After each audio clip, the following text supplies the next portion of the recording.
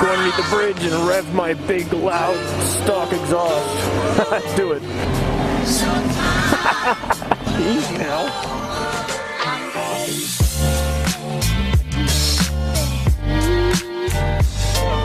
I think they call it, it's like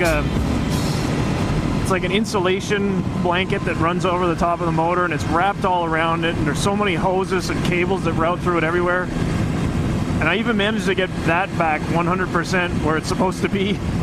Pretty proud of my work on this one. It went together really clean.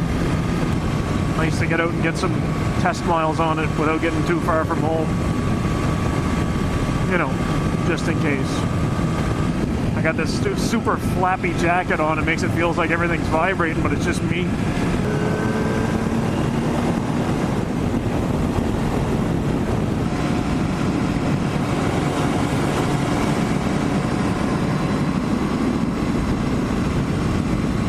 Plate light looks extra fancy when it's getting dark out. Tail light is really nice on that at night too.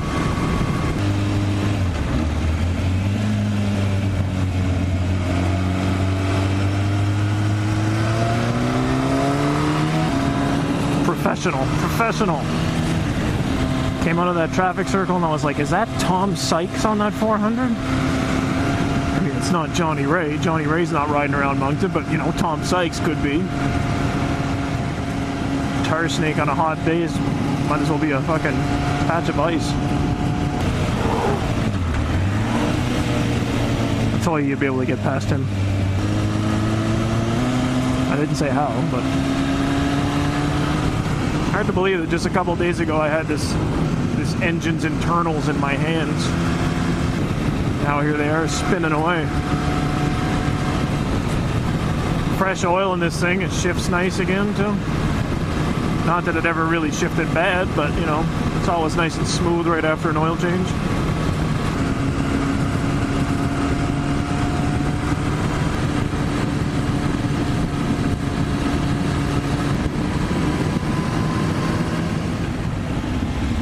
These things could stand a trip to the car wash for real. Probably.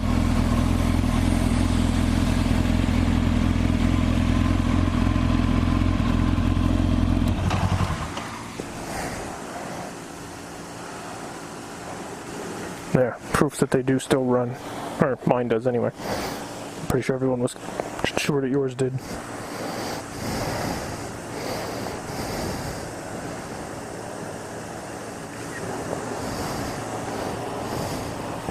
There.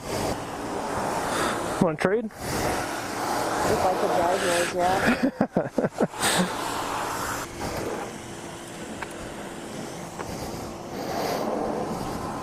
How's that?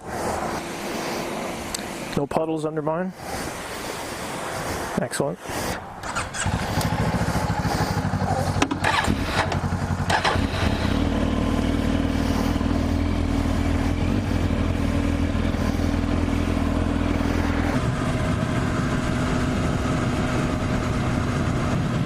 Yeah, sections like that, it's good to get your ass up off the seat. But yeah, I'm almost like nervous driving it. You know, I know everything seems fine, but you're always wondering in the back of your head, is it fine? Is it going to be fine? Not really. Why? Hope you're not smelling something weird from me. Yeah, maybe I do smell what you're talking about. Now that you describe it a little better. Yeah. Better not be from me. I don't know how I could smell something from me when I'm getting a face full of wind from ahead of me. Let's hope that his car is about to catch fire and it's not me. I see he's got a tail light out. Maybe that's what it is. That tail light wire is just cooking something, getting ready to go up in flames. There's a giant fiddle there. That was weird. Or I guess a giant violin for you city folk. Jeez, your bike's broke for a month and all of a sudden there's new houses everywhere you used to ride. It wasn't a month, it was 25 days. It is a long time, especially in our summers. But could have been longer, could have been worse. Maybe someone had a little campfire going in their backyard, but instead of burning wood, they had like an old stereo on the fire pit or something. Well, on on a hot day like that, you know, oil coolant, everything's running hotter, the head is hotter, the valves and springs are hotter, everything's expanding a little bit more than it usually does. And finally the last little bit of that retainer chips away and all hell falls right into the interior of the engine.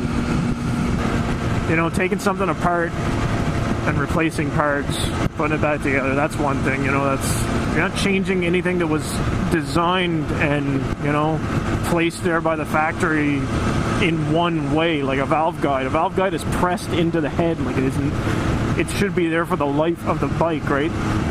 So changing a valve guide, you know, I've done it before. I've changed valve guides in a bulldozer before.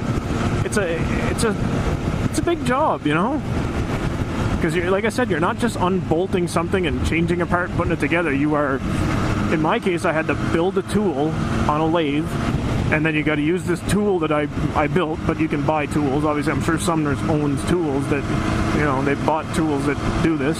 You got to heat up the head, and when everything's all set, you got to preferably press the valve guide in, and it's got to be in the right position, at the right height.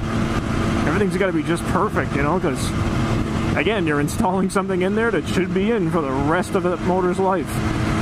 I guess anything that involves machine work is what I'm getting at here. Seems like a bigger job than usual. Kind of spooky. You notice the streetlights coming on as we go? Like they're turning on in front of us. It's kind of cool. These guys are smacking the shit out of his trunk. He's beating it around so much that one plate light comes on and off once in a while. I don't know where he was, but he really wanted to take that shitty patio chair with him. Round and around and around. Ooh, there's a hole there at the end of it. Not a fucking good place for a hole, mind you. Oh, but there's holes everywhere, damn it.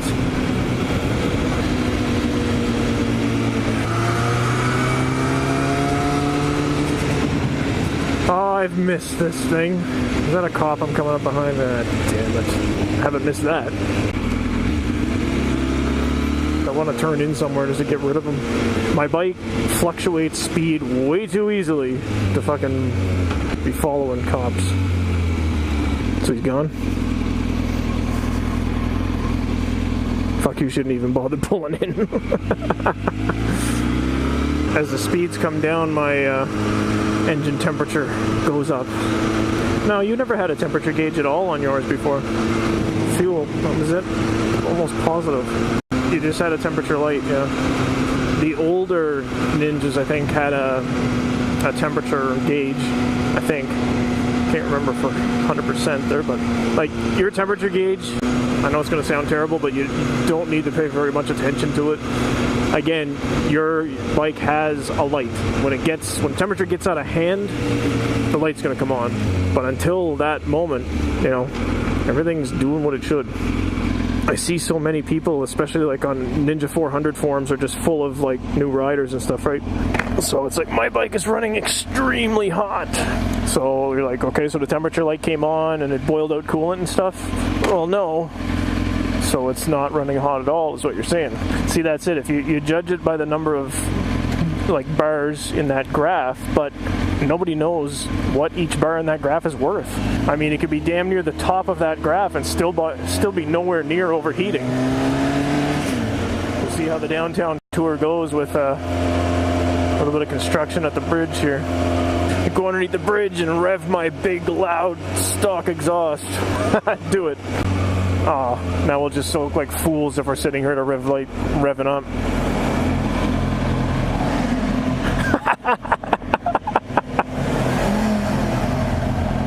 Easy now. Shouldn't do too much of that. I'm already at 97 degrees. 98, oh no.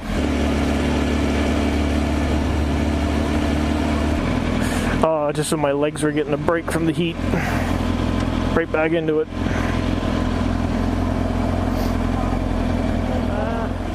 Well, I don't know how often you would have had it hot enough to have the fan come on, honestly. You never really drove in situations like that very much. And it also would have directed air a little different. Maybe you just never notice it. Like this thing here, up until I fixed the cylinder head and purposely ran it until the fan came on to make sure that it worked right, I didn't know if the fan worked or not. I just know that the bike had never overheated and I had never heard it run before. But now that I know what temperature it comes on at, I know that right now that fan is running. Here are your high beams again. Aha. It turns on like extra LEDs in the center. So you've got like a 4 headlight setup. I never actually noticed that.